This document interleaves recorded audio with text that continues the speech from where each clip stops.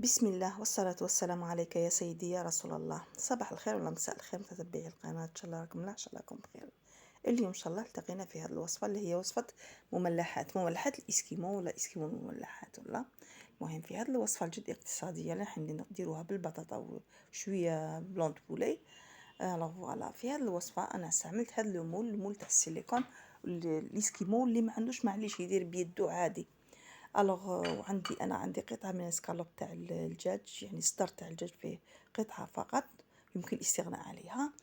عندي 3 حبات بطاطا صغار، عندي حبة بصل صغيرة ثاني، عندي شوية معدنوس راح نفرمو، عندي 2 حبات بيض، عندي الزيت أكيد، وعندي الجبن، أي نوع من الجبن يكون عندك باش ندير البطاطا تاعنا كيما حنا نقولوا تولي خفيفة كي طيب. نتبلوها بالفرماج وكامل تجي بنينه. وعندي قليل من الملح، انا ما استعملش فيها توابل. في كسرونه حطيت كسرونه ناشفه، قطعت البطاطا تاعي بعد ما كنت نقيتها وغسلتها مليح، قطعتها مربعات، حطيت عليها شويه ماء شويه ملح وحطيتها في الفرن تغلي.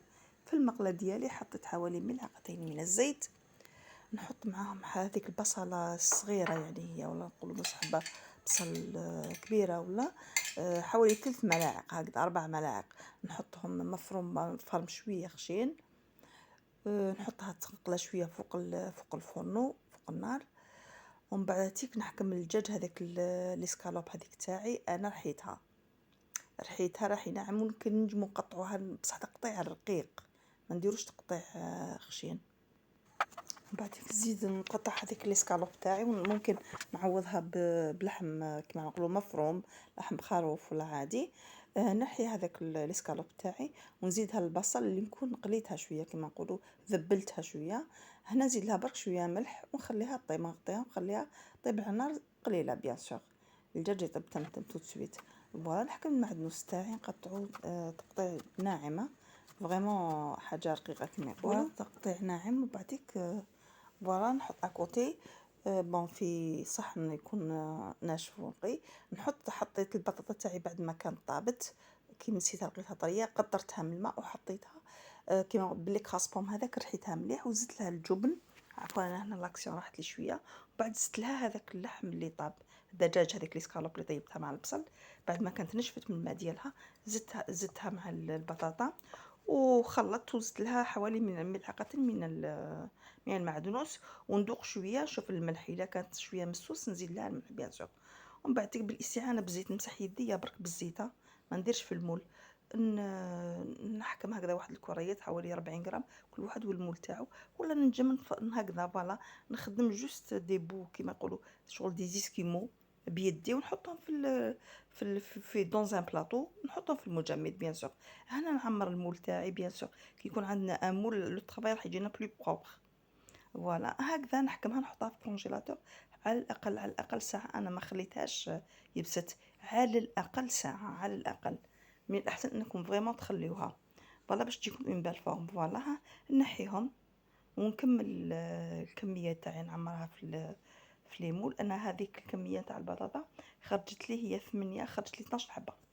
فوالا وهاد الحبات هذو نجمو نكونجليوهم باغ نوجدوه من رمضان ولا نوجدوه كيف عندنا تحضيرات مسبقه. فوالا انا هنا في 3 صحون وكسرت هذوك 3 حبات بيض، والدوزيام درت فيه لا شابلور، والثروازيام درت فيه الفارينه. فوالا البطاطا هذاك اللي كيما نقولوا ليسكيمو تاعي نحطها في البيض، من بعد نرجعها في الفارينه، نغبرها في الفارينه، نعاود نردها في البيض، من بعد نزيد نديرها في الشابلور. فوالا نحطهم في البلاطو، المفروض انني نزيد نديرهم في الكونجيلاتور داكوغ. ومن بعد نحيهم بعد ما نشوفهم بردوا مليح نقليهم على نار، انا نقلي على نار قليله، وشنو الزيت يكون غازره والزيت تكون سخونه بيان سور. فوالا هايليك تحمر فريمون كيما نقولوا ما تفتت ما تقسم ما والو. فوالا هنا انا راح نستعمل هذا الصحون، تنجموا تستعملوا اي صحن كان. فوالا هاي ليك الاسكيمو تاعي كانت طايبه. كيفاش راح بريزونتيها في هذوك الصحون الكؤوس، فوالا اللي نديروهم جينيرالمون في زانيفرسير ولا كيكون عندنا حاجه بيتيت سيريموني خفيفه. فوالا هاي ليك الاسكيمو تاعي كيفاش نشكلها. ندخلها لو باطوني هذاك ندخلو انا حتى ما يطيب، ماشي قبل ما يطيب داكوغ، ماشي نقلي بيه ولا لا حتى يطيب ندخلو جوست سي بور لا ديكوراسيون.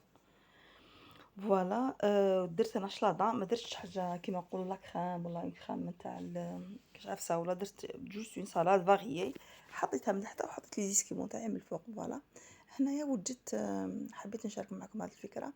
وجدت عصير تاع ليمون فقط، ولا تنجمو نديرو الشربات باغ اكزومبل في رمضان ولا. فوالا هاوليك كيفاش راني ندير. عندي لو سيرو هذا غرونادين، حطيت شويه في الصحن وحطيت الصحن الثاني حطيت فيه السكر. فوالا راكم شفتوا كيفاش درت.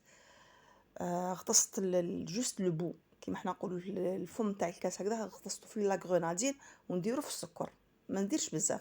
ومن بعد انا عندي هنايا عصير الليمون، المره الجايه ان شاء الله نشاركه معاكم.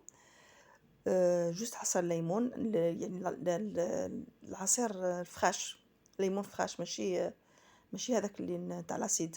فوالا ومن بعد نزيد له شويه غرونادين، شويه قليل فقط، مع لا غرونادين تكون ثقيله راح تهبط هي من تحتها، وجو تاعنا يبقى من الفوق والذوق يجي رائع. فوالا هذه هي وصلنا الى نهايه الوصفه. نتمنى لكم ان شاء الله تجربه موفقه.